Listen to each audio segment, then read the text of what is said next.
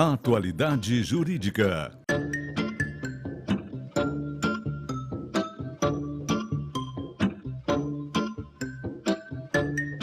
Com Odilon Garcia Júnior e Ivone Garcia. Estamos chegando com mais um Atualidade Jurídica e hoje nós vamos falar de dúvidas sobre o direito do trabalho. Para isso estão conosco aqui os doutores Alberto Rosman e o doutor Cristiano Nadler. Eu vou pedir que o doutor Alberto abra esse nosso quadro, nos fazendo uma certa explanação sobre esse tema, doutor. Correto. Agora sim, ao longo desses últimos programas que nós estamos apresentando aqui contigo, nos deparamos com vários questionamentos, vez que nós discutimos sobre um tema e tentamos sempre, na medida do possível, trazer o maior número de informações às pessoas, aos seus telespectadores.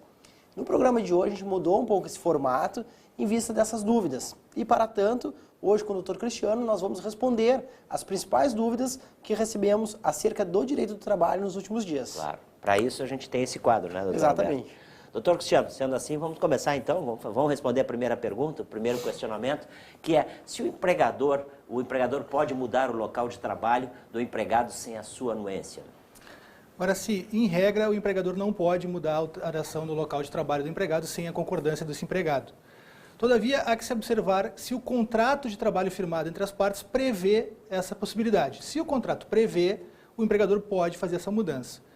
Outra possibilidade é também quando o estabelecimento onde o empregado trabalha, ele deixa de existir, uma filial que fecha, por exemplo.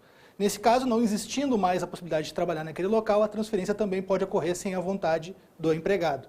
Importante pontuar que em qualquer situação a transferência sempre ocorre, as despesas de transferência, da mudança, sempre ocorrem por conta do empregador.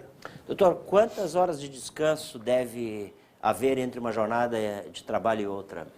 Agora, se a CLT prevê um descanso mínimo entre o término da jornada de um dia e o começo da jornada do dia seguinte de 11 horas.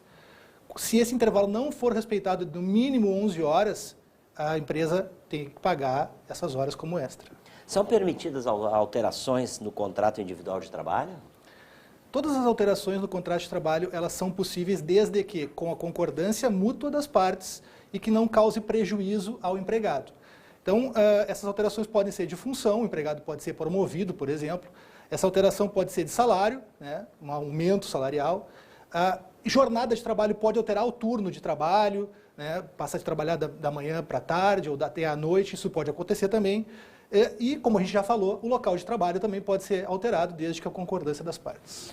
Doutor Alberto, o senhor abriu o quadro fazendo uma certa consideração. Eu lhe pergunto o seguinte, é permitido o trabalho de um empregado para duas empresas ao mesmo tempo?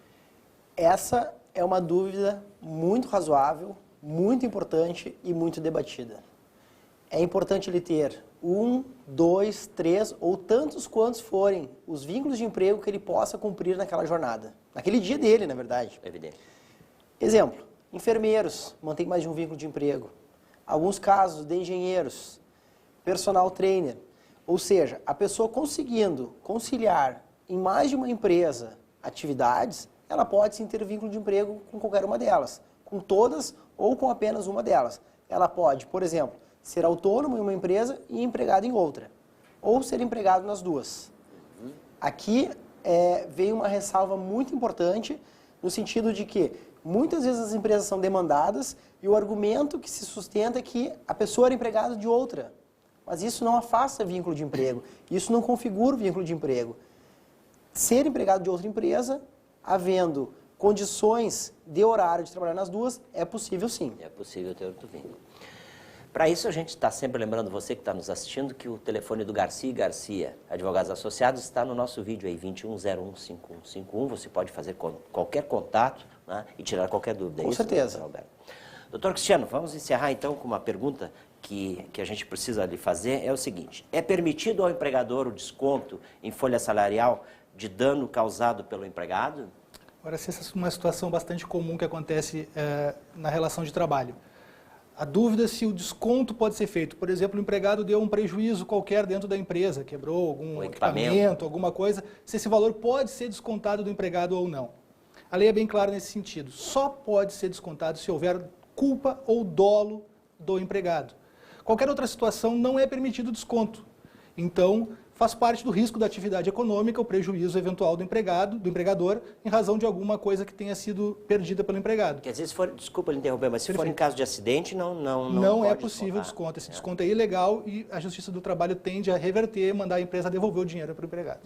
Alguma consideração, doutor Roberto? É muito importante, apenas para complementar essas informações, que as empresas conheçam os dissídios do sindicato, as convenções, aquelas normas que o sindicato prevê. É importante que os empregados também conheçam as normas, porque ali venha complementar o contrato de trabalho, incluindo uma série de situações que envolvem essas dúvidas que nós temos. Inclusive, eventualmente, determinado sindicato impõe determinada regra para que seja feito o desconto. Tem que ser observada aquela regra, claro, se tiver nessas situações legais, evidente. Então, é muito importante que as pessoas busquem conhecer os seus direitos e, dessa forma, assegurem os mesmos, tanto para cobrá-los ou mesmo para se proteger. Olha só que beleza. Por isso a gente tem esse quadro aí, Atualidade Jurídica, em parceria com Garcia e Garcia Advogados Associados. E lembrando que você pode entrar em contato com qualquer um dos profissionais para esclarecer qualquer dúvida, pelo telefone 21 01 5151. É isso, doutor É Roberto? isso aí. Doutor Cristiano, Por hoje, no próximo programa vamos tratar mais desse assunto. sem dúvida, mais dúvidas. Ok? Perfeito. Esse foi o nosso Atualidade Jurídica de hoje, então. Vamos ao intervalo comercial. Em seguida a gente volta. Até já. Oferecimento Garcia e Garcia Advogados Associados.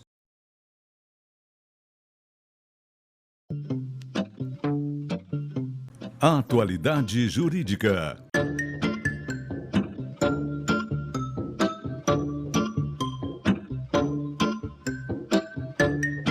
Com Odilon Garcia Júnior e Ivone Garcia. Estão conosco aqui no estúdio o Dr. Cristiano Nadler e o Dr. Alberto Rosman para falarmos de dúvidas sobre o direito do trabalho, nosso quadro Atualidade Jurídica em parceria com o Garcia e Garcia Advogados Associados. Dr. Alberto Rosman, conte para nós aí o que temos sobre esse tema de hoje. Perfeito, Garcia. O que acontece? Como falamos no programa anterior, nós passamos a discutir sobre dúvidas que os telespectadores tinham. E consideramos um tanto produtivo nesse formato e nesse programa de hoje novamente traremos, já que quando se fala em direito do trabalho, a extensão de dúvidas são imensas, o conteúdo ele é extenso e ele diz respeito, na verdade, a praticamente todas as pessoas, ou como empregado, ou como empregador, ou como autônomo, ou como realmente interessado nessa situação. Para isso está conosco aqui o Dr. Cristiano Nadler, colega Exato. de trabalho, né, que vai nos esclarecer algumas dúvidas. Doutor, eu vou abrir esse nosso quadro lhe perguntando se o empregado que trabalha no horário noturno, caso seja transferido para o horário diurno, perde o direito ao adicional noturno? Agora sim, vamos começar só pontuando o que é o adicional noturno. O adicional noturno é devido a todo empregado urbano que trabalha entre as 22 horas da noite, 22 horas e 5 horas da manhã do dia seguinte. Se ele trabalhar nesse período, ele tem direito a um adicional de 20%, que é o chamado adicional noturno. Caso ele mude o horário dele, passe a trabalhar no turno da manhã, no turno da tarde, ele não vai incorporar o adicional noturno. Portanto, o adicional noturno só é devido para quem efetivamente trabalha no horário considerado noturno. O empregado pode recusar-se a fazer horas extras? Agora, se tecnicamente, juridicamente, o empregado pode, eventualmente, se recusar a fazer horas extras, mas é necessário muita cautela nesse caso. O que diz a CLT? A CLT diz que a jornada de trabalho do empregado pode ser prorrogada por até 2 horas por dia. Há que se ter essa previsão no contrato de trabalho. Mas e se não houver essa previsão? Se por algum lapso não constou a previsão, o empregado poderia se recusar a fazer horas extras? Nada impede que ele se recuse a fazer essas horas extras. Só que tem que ser observado algumas situações. Se a prorrogação da jornada é por uma necessidade imperiosa do trabalho, ele não pode se recusar. E da mesma forma, caso haja uma necessidade, uma força maior, por uma demanda excessiva de trabalho, ele também não vai poder se recusar. Doutor Alberto, sabe-se que todo empregado tem um direito a um descanso semanal, né? Como é que pode ser gozado esse descanso? Esse assunto ele é muito importante. Se escuta das pessoas que o descanso é no domingo. Isso, na verdade, se escuta por uma questão tanto lógica. Todos nós, via de regra, sabemos que o domingo é um dia que não se trabalha. Porém, essa não é uma afirmação segura com relação à legislação, já que a Constituição fala que a pessoa terá direito a um descanso preferencialmente aos domingos. Quando ela usa preferencialmente, é óbvio que ela permite que haja trabalho nos domingos. Aí nós entramos num outro ponto. Havendo trabalho no domingo, o trabalhador necessariamente terá que ter uma folga em outro dia da semana. E há uma outra questão. Seria, desculpa lhe interromper, mas Claro. seria uma compensação, é isso? Uma certa compensação? Na verdade, podemos falar como compensação, mas na verdade é a concessão daquele dia. Daquele dia. Seria o mais adequado tratarmos como concessão.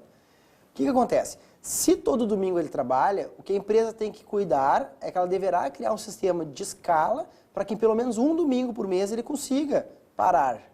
Mas há a possibilidade sim do trabalho ser nesse dia. Há 24 horas de intervalo, essa é a regra, e de preferência no domingo. Mas pode ser que ele tenha que trabalhar. Falei no programa anterior e reforço nesse. Muito importante nesses casos que a empresa e o empregado avaliem o que o sindicato da categoria fala. Porque ali pode ter a previsão da concessão ou mesmo a vedação do trabalho, como, por exemplo, quando a gente vê quando a gente viu no feriado de 1º de maio, Dia do Trabalhador, onde as empresas foram impedidas de trabalhar. Havia um controle para que isso não acontecesse. Claro que na necessidade se trabalha, mas havia uma orientação para que não houvesse o trabalho. Lembrando aí, você que está nos assistindo, que pode entrar em contato com o Garcia Advogados Associados, pelo telefone que a gente está colocando no rodapé do vídeo aí, 2101-5151. Doutor Cristiano, as horas extras prestadas de forma habitual podem ser incorporadas no salário?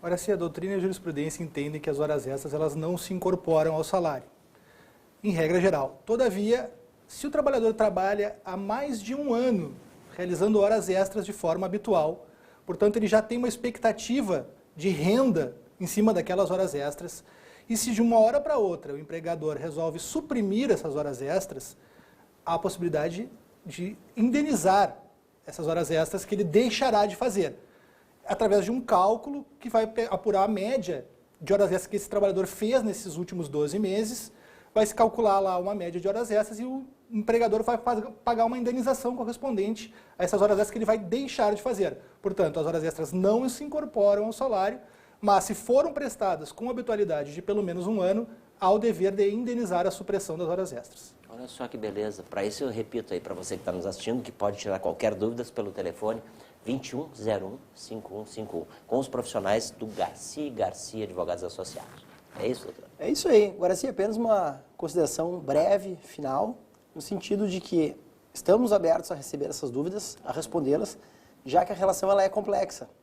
A regra ela é simples, mas essas observâncias necessariamente têm que ser observadas, sob pena de, como sempre falamos, um prejuízo na frente para qualquer uma das partes envolvidas. Sempre como a gente lembra, doutor Cristiano, doutor Alberto, a melhor coisa é a prevenção. Com né? toda certeza. E as pessoas podem entrar em contato com vocês e tirar qualquer dúvida. Claro que aí sim, para poder ficamos à prevenir, né, disposição. qualquer Com problema certeza, que possa exatamente. ocorrer. É isso? É isso aí. Doutor Cristiano, muito obrigado, doutor Alberto. Muito obrigado. Agora sim. Esse foi então o nosso Atualidade Jurídica de hoje, em parceria com o Garcia Advogados Associados.